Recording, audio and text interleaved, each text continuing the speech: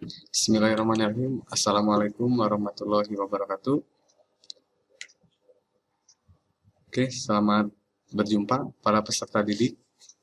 Oke, hari ini kita akan mempelajari pendidikan jasmani, olahraga, dan kesehatan dengan subtopik narkotika. Oke. Untuk deskripsi materi yang akan dibahas yaitu pengetahuan tentang bahaya narkotika dan sanksi hukumannya. Yang menjadi kompetensi ialah peserta didik mampu menyebutkan, menjelaskan, menganalisis, dan mempresentasikan tentang Undang-Undang Nomor 35 Tahun 2009 tentang narkotika dan bahaya narkotika, zat adiktif, dan obat berbahaya. Kita mulai dengan definisi narkotika.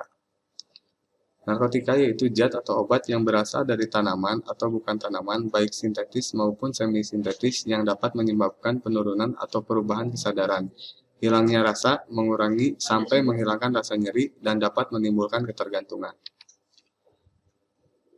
Oke, psikotropika yaitu zat atau obat baik alami maupun sintetis, bukan narkotik, yang berkhasiat psikoaktif melalui pengaruh selektif pada susunan saraf dan menyebabkan perubahan khas pada aktivitas mental dan perilaku penggunanya. Yang ketiga ada zat adiktif. Zat adiktif adalah zat atau bahan selain narkotika, psikotropika, yang apabila disalahgunakan dapat menimbulkan ketergantungan dan kerugian baik bagi dirinya ataupun lingkungannya. Seperti contoh alkohol, thinner, cat, lem, kafein, dan nikotin. Penggolongan narkotika. Narkotika golongan pertama hanya untuk pengembangan ilmu pengetahuan, tidak untuk terapi, berpotensi sangat tinggi ketergantungannya. Yang kedua, golongan 2 untuk pengobatan, pilihan terakhir selain terapi, untuk pengembangan ilmu pengetahuan, potensi tinggi ketergantungan.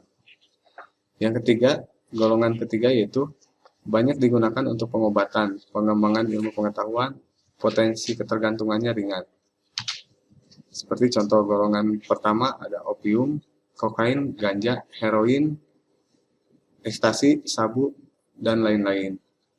Termasuk psikotropika golongan pertama dan kedua yang masuk dalam golongan ini ialah terdapat pada Undang-Undang Nomor 35 Tahun 2009, Peraturan Presiden Nomor 40 Tahun 2013, dan Peraturan Menteri Kesehatan Nomor 13 Tahun 2014. Untuk golongan kedua, fentanil, metadon, morfin, dan petidin.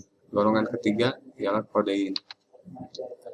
Yang golongan psikotropika yang masuk dalam Undang-Undang Nomor 5 Tahun 1997 ialah golongan 1 ada LSD, katinona, golongan pertama narkotika, yang ada terdapat dalam Undang-Undang Nomor 35 Tahun 2009. Yang kedua, ada golongan 2 yaitu yang termasuk di dalamnya ekstasi dan sabu, golongan pertama narkotika yang masuk dalam Undang-Undang Nomor 35 Tahun 2009. Yang ketiga ada amobarbital, pentobarbital, dan golongan keempat ada aprazolam, diazepam, dan penabarbital.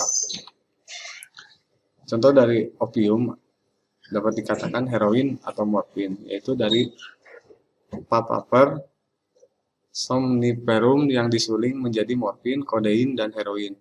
Gejala yang ditimbulkan ialah penghilang rasa nyeri, obat anti batuk, dan diare. Dan dampak yang ditimbulkan juga yaitu perasaan tenang, acuh, malas, mengantuk, mual, cadel, pupil mata melebar jika overdosis, gangguan perhatian atau daya ingat. Yang kedua ada ganja yang memicu pada psikosis, yang artinya dapat berhalusinasi atau gangguan mental dan lain sebagainya. Gejalanya rasa senang, santai, acuh, mata merah, nafsu makan meningkat, mulut kering, pengendalian diri dan konsentrasi kurang, depresi, dan sering mengantuk.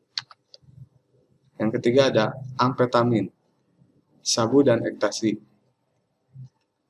Termasuk di dalamnya metilen dioksimetafetamin, yang gejalanya yaitu kewaspadaan meningkat, bergairah, rasa senang, bahagia, pupil melebar, denyut nadi dan tekanan darah meningkat, insomnia, dan hilangnya nafsu makan.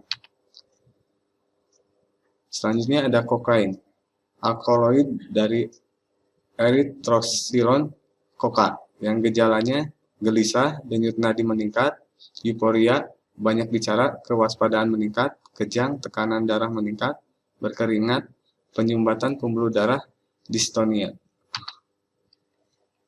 Kenapa para remaja itu mulai menggunakan narkotika? Yang dipengaruhi dari berbagai faktor, yaitu bisa dari masa pubertas, pertumbuhan egois, dan juga pencarian identitas diri. Yang selanjutnya, meningkatnya penggunaan narkoba di kalangan muda, yaitu disebabkan karena tekanan dari lingkungan, kemudian gaya hidup, pencarian jati diri, dan perubahan kehidupan yang ditandai dengan gaya hidup yang semakin meningkat. Dan dapat dikatakan lebih dari 80% pecandu mulai menggunakan narkoba di usia 12-15 tahun. Bersumber dari Badan Narkotika Nasional. Oke, awal mulanya mungkin bermula dari rasa senang, berujung bencana. Bisa dilihat dari gambar dan grafik yang ada.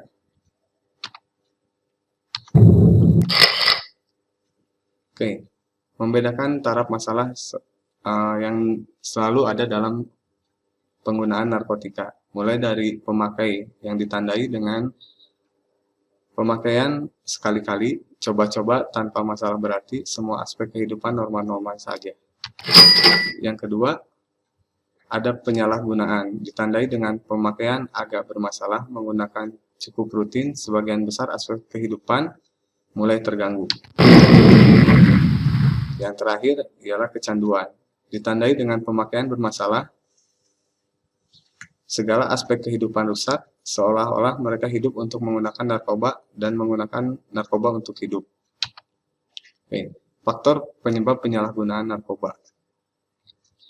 Faktor pendorongnya mulai dari pengendalian diri yang lemah, keluarga, gangguan perilaku, pemberontakan, tidak berprestasi di sekolah, tidak diterima di kelompok, berteman dengan pemakai. Adapun faktor individu ialah periode remaja karena rasa ingin tahu, coba-coba, dan ingin diakui oleh temannya. Yang terakhir, faktor lingkungan, keluarga dan pergaulan yang kurang baik. Dampak dari penggunaan narkoba, mulai dari kesehatan, ialah tertular virus HIV, hepatitis, overdosis, dan berujung pada kematian. Dari dampak sosial, sering bertengkar, berbuat kriminal. Dari ekonomi, ialah dapat menghabiskan keuangan.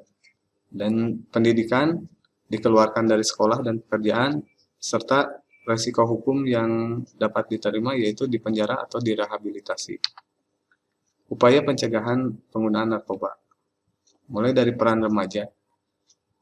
Peserta didik dapat ikut kegiatan ekstrakurikuler seperti dalam kegiatan olahraga, kesenian, keterampilan, beribadah, dan tidak bergaul dengan pecandu narkoba. Adapun peran orang tua, menciptakan rumah yang harmonis, kemudahan berkomunikasi, mendidik yang baik, dan memberi contoh yang baik, serta mengawasi dalam aktivitas sehari-hari. Upaya yang dilakukan agar terbebas dari narkoba. Yang pertama, tingkatkan iman dan takwa. Yang kedua, siapkan diri dan mental untuk menolak apabila ditawari narkoba dari lingkungan bergaul. Hati-hati dalam memilih teman bergaul. Belajar berkata tidak apabila ditawari dengan alasan yang tepat. Kalau tidak mampu, segera tinggalkan tempat itu. Selanjutnya, tingkatkan prestasi untuk mengejar cita-cita dan keinginan yang lebih mulia. Dan gunakan waktu luang untuk mengisi kegiatan yang positif. Oke, selanjutnya, cara mengatakan tidak pada narkoba. Katakan tidak atau maaf saya tidak tertarik untuk salah satu kegiatan tersebut. Yang kedua, tatap mata orang yang menawarkan narkoba tersebut, bersikap tenang dan cepat berlalu, kemudian katakan, aku tidak ada urusan lain, maaf, aku harus pergi, sehingga kita dapat menjauhi orang yang menawari kita terhadap narkoba. Dan tahap terakhir, kalau masih memaksakan untuk menggunakan narkoba, kita tinggalkan saja mereka. Oke. Adapun sumber atau video yang akan diberikan, terutama grafik tentang penggunaan narkoba di Indonesia, itu yang bersumber dari Humas BNN.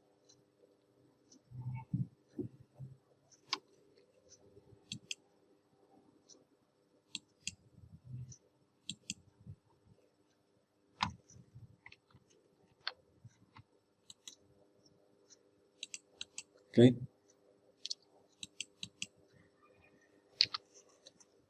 Oke, sekian dari pembahasan narkoba.